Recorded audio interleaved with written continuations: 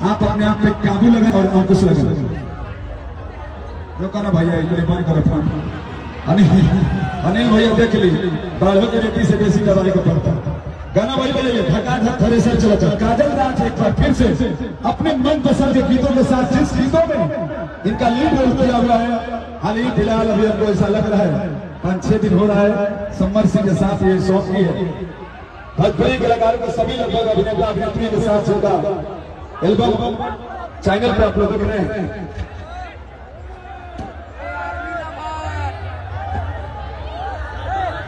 देखिए हमारे थाना अध्यक्ष महोदय जी का आदेश है स्टेज से थोड़ा आप लोग पीछे हो जाइए, आप बैठ जाइए।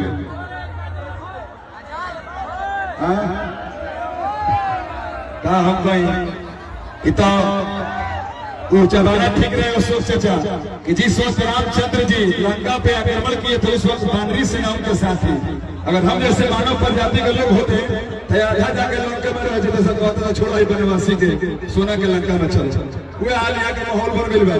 अरे भाई अपनी प्रजाति के लोगों को आप हिफाजत करना सीखिए। हमारी और आपकी फितरत सोच सिद्धांत सब मिलती जुलती है।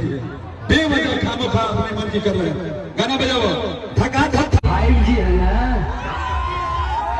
अरे सर कैमरा में जाता कर दे में देखते नहीं भाई बोलो 6G हो गया 5G से ऊपर वाले लोग। हाँ